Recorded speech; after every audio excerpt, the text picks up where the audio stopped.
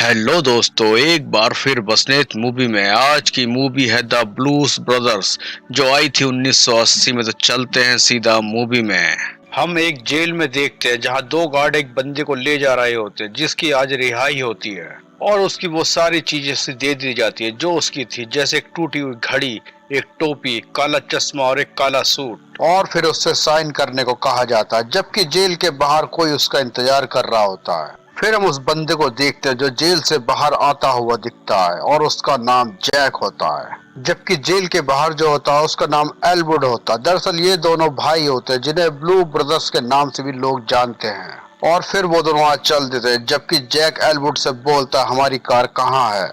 इस पर एलवुड बोलता कि मैंने उसे माइक्रोफोन के बदले बेच दी है, और पुलिस की नीलामी से मैंने ये कार खरीद ली है, मगर ये कार बहुत दमदार है। और उसका नमूना जैक को दिखाता है एक पुल के ऊपर से छलांग लगाकर, जिससे जैक को भी यकीन करना पड़ता है। उसके बाद एलवुड जैक को एक कैथोलिक अनाथालय में ले आता है। उसने वादा करा था कि जैक जब जेल से बाहर आएगा तो वो यहाँ की नन से उसे मिलवाएगा। दरअसल ये दोनों इसी अनाथालय में पले बड़े थे, और अब वो दोनों नन के सामने होते जो उनसे बैठने को बोलती है, मगर वो उन्हें अपने पास बुलाती है जिससे वो उनका चेहरा अच्छी तरह देख सके।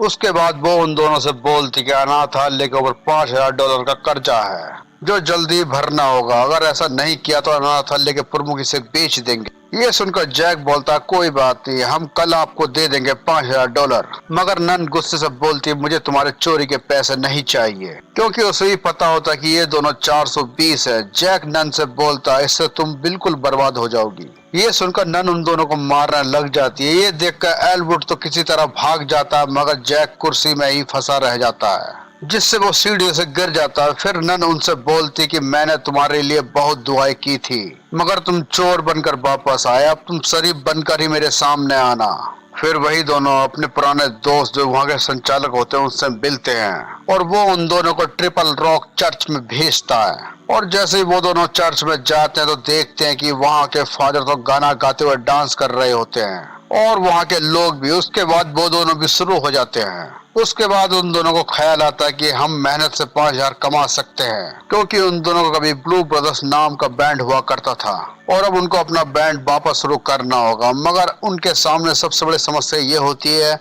कि उनके बैंड के साथी कहाँ कहाँ होंगे, उनको जल्दी ढूंढना होगा उन्हें।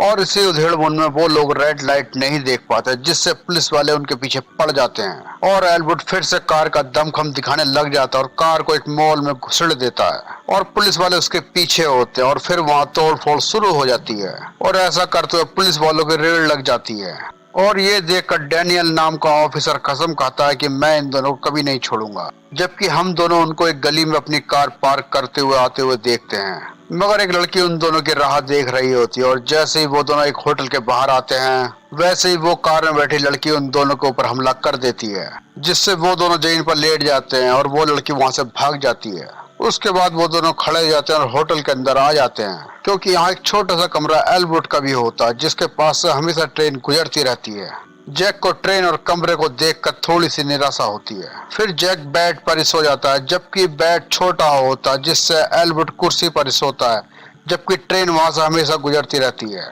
अगली सुबह वो लड़की फिर से होटल के बाहर होती है, मगर वहाँ डैनियल ऑफिसर भी आ जाता अपने साथियों के साथ, क्योंकि किसी ने उन दोनों के बारे में उसे बता दिया होता है। और वो सब अंदर चले जाते हैं, जबकि उस लड़की के पास एक रिमोट कंट्रोल होता है जो उसका बटन दबा देती है, जिससे होटल में रखा हुआ बम फट जाता है और पूरा होटल गिर जाता है। फिर हम जैक और एलवुड को देखते हैं जो फिर से खड़े होकर चल देते हैं, और उनके बाद वो पुलिस वाले ही बाहर आते हैं, जबकि वो दोनों अपने बैंड के लोगों को ढूंढते हैं, क्योंकि अब उनके बैंड की टीम के लोग कुछ काम करने लगे थे। और इस तरह उनकी बैंड का एक आदमी इसी बोर्डिंग हाउस में रहता था, मगर उनको पता चलता कि अब वो यहाँ नहीं रहता। मगर उनके जाने से पहले वो औरत उनका कार्ड उसे दे देती है, जिससे उन दोनों को उसका ठिकाना मिल जाता है, और वो एक हॉलिडे होटल में पहुंच जाते हैं, जहां उनके बैंड का एंकर मर्फी के साथ कुछ और बैंड वाले लोग भी मिल जाते हैं, जो जैसे तैसे अपने दिन काट रहे होते हैं। और फिर जैक और एलवुड ब्लू ब्रदर्स बैंड फिर से शुरू करने के लिए उनसे बोलता है, जिससे वो थोड़ा नाराज हो जाते हैं और बोलते हैं तुम तो चोर बन चुके हो अब।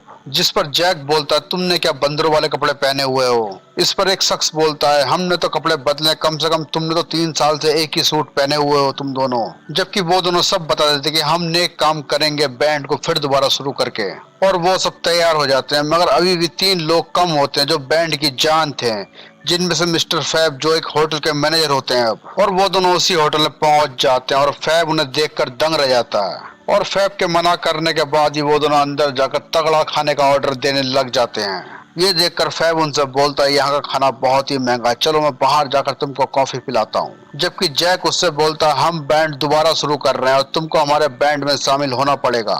मगर फैब नहीं मानता और उनका ऑर्डर भी आ चुका होता है। और अब वो दोनों खाते वक्त उल्टी सीधी हरकत करने लग जाते हैं और उनको ऐसा करते हुए देखकर वहाँ के लोगों को गंदा लगता है। उसके बाद जैक अपने पास बैठे आदमी से बोलता है कि मुझे अपने बच्चे और बीबी को भेज दो, जिससे वो फैब को बुलाता है। जबकि जैक और एल्वुड ऐसा इसलिए करते कि जिससे फैब की नौकरी छूट जाए और वो उनके बैंड में शामिल हो सके।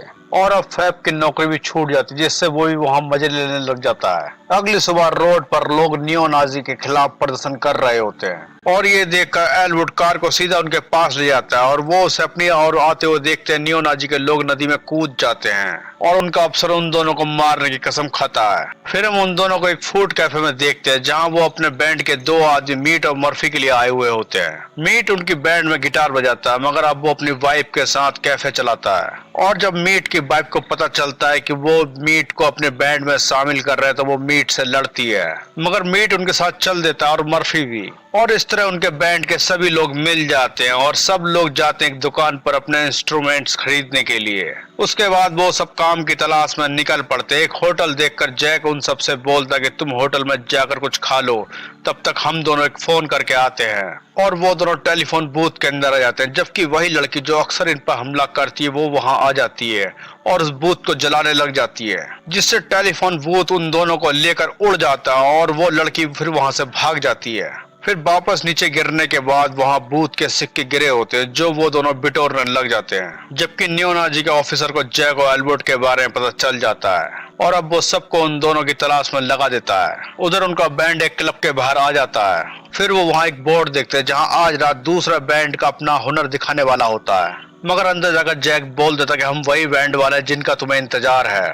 और वो सब कुछ सेट कर देते हैं वहाँ और कुछ ही देर में वहाँ पब्लिक इकट्ठा हो जाती है, मगर इनका गाना सुनकर उन्हें पसंद नहीं होता, जिससे वो उन पर बोतलें फेंकने शुरू कर देते हैं। मगर उनको कोई फर्क नहीं पड़ता, बल्कि वो तो बियर पीने में मगन होते हैं। उसके बाद जैक होटल के मालिक बॉब से पैसे मांगता है, जिस पर वो उल्टा ही उनसे बियर के पैसे मांगने लग जाता है। ये सुनकर जैक बोलता है ठीक है, मैं अपने साथियों से पैसे लेकर आता हूँ। जबकि बाहर आकर देखता कि दूसरे बैंड वाले आ चुके होते हैं, जिनसे जैक बोलता अपना यूनियन कार्ड दिखाइए, तभी तुम यहाँ पे आ सकते हो। उसके बाद बॉब के पास आकर बोलता मैं पैसे लेकर कार से आ रहा हूँ अभी।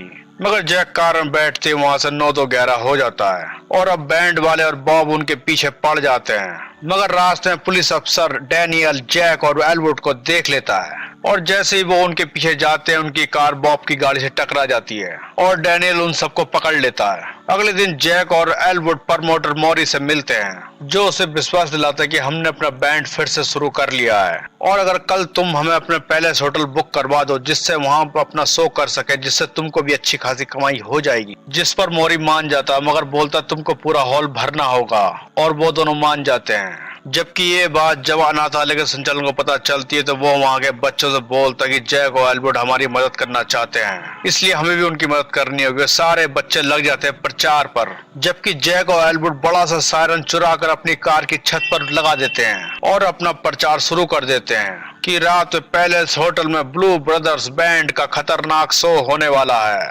मगर ऐसा करते उनका पेट्रोल खत्म हो जाता है और वो उसे धक्का मारते हुए पंप तक ले आते हैं, मगर उनको 2 घंटे का इंतजार करना होगा फ्यूल के लिए।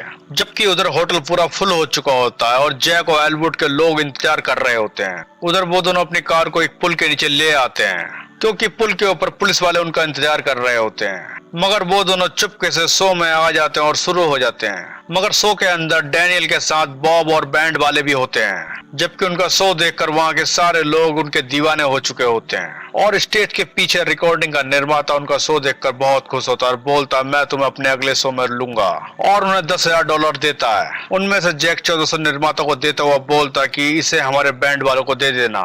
फिर वो दोनों वहां जाते हुए अपने बैंड से कहते हैं कि तुम बजाते रहना। मगर कुछ देर बाद जैक और एल्बर्ट को ना देखकर डैनियल को कुछ गड़बड़ लगती है, जबकि उन दोनों के सामने फिर से वही लड़की बंदूक लिए खड़ी होती है और उन पर गोलियां चलाने लग जाती है, मगर वो बच जाते हैं। फिर वो लड़की जैक से बोलती है, मैं तुम्हारा इंतजार में रह गई। अब हमें पता चलता है लड़की कौन है। दरअसल इस लड़की की शादी जैक से होने वाली थी, मगर जैक शादी के दिन वहां नहीं पहुंचा, जिससे लड़के और उसके माँ बाप की काफी बेइज्जती हुई थी और वो उन सब का बदला लेना चाहती है। मगर जैक उससे माफी मांगकर शांत कर देता है और मौका देखकर उसे धक्का दे देता है और फिर से वो दोनों वहां से भाग जाते हैं, जिससे वो लड़की उन पर गोली चलाती है और अब पुलिस वाले भी उस पर गोली चलाने लग जाते हैं और अब सारे पुलिस वाले उनके पीछे लग जाते हैं, साथ में बॉब की टीम भी। मगर बॉब की गाड़ी तेजी में थी जो पुलिस वालों को भी क्रॉस कर देती है और गाड़ी के ब्रेक फेल होने की वजह से वो एक नदी में गिर जाते हैं और इस तरह पीछा करते हुए सुबह हो जाती है। मगर तभी एल्बर्ट एक दूसरी सड़क पकड़ लेता है, जिससे पुलिस वालों की कारें एक दूसरे टकरा रही होती हैं और डैनियल की कार उड़कर सीधे एक ट्रक के अंदर घुस जाती है और वो सब ट्रक के अंदर सवार होते हैं और इस तरह करते हुए वो शिकागो की पुलिस के चपेट में आ जाते हैं और वो सब उन दोनों के पीछे पड़ जाते हैं। मगर एल्बर्ट फिर से एक कट मार लेता, जिससे उनके भी वही हाल होता जैसे उन पुलिस वालों का हुआ था। मगर उन दोनों को अब नियोनाजी का अफसर देख लेता है और वो भी उनके पीछे पड़ जाता है और वो उन दोनों पर गोलियां चलाने लग जाता है, जिससे उनकी कार से धुआं निकलना शुरू हो जाता है। मगर एल्बर्ट कार को एक बन रहे फ्लाईओवर में ले जाता है, जिससे वो अपनी कार को किसी तरह बचा लेते हैं। मगर नियोनाजी की कार नहीं बच पाती और वो काफी ऊंचाई से नीचे गिरने लग जाते हैं, जिससे अफसर की हालत पतली हो जाती है। जबकि जैक और एल्बर्ट प्लाजा पहुंच जाते हैं, जहां उन्हें अनाथालय का भुगतान के $5000 जमा करने हैं। मगर जैसे ही वो कार से नीचे उतरते हैं, उनकी कार वैसे ही बिखर जाती है और वो लिफ्ट से सीधा ऊपर जाते हैं। लिफ्ट से निकलने से पहले एल्बर्ट लिफ्ट को खराब कर देता है, जबकि बाहर सारे जहां के पुलिस वाले आ चुके होते हैं, यहाँ तक कि टैंक और हेलीकॉप्टर भी और आर्मी वाले भी, जो चारों तरफ से उस प्लाजा को घेर लेते हैं और सारे पुलिस वाले अंदर घुस जाते हैं उन दोनों को पकड़ने के लिए। मगर वो दोनों जल्दी से 5000 जमा कर देते हैं, बदले में रसीद ले लेते हैं और तभी उनके हथकड़ी भी लग जाती है और इस तरह वो अपने बचपन के अनाथालय को बचा लेते हैं, मगर खुद को नहीं। उसके बाद जैक और एल्बर्ट को हम जेल में देखते हैं, जिन्होंने वहां भी अपना बैंड बना लिया था और खूब एंजॉय कर रहे होते हैं। तो इसी के साथ आज की मूवी खत्म होती है। प्लीज चैनल को लाइक और सब्सक्राइब और बेल आइकन प्रेस जरूर करें, ताकि हमारी आगे की वीडियो आपके पास पहुंचती रहे। तब तक के लिए गुड बाय।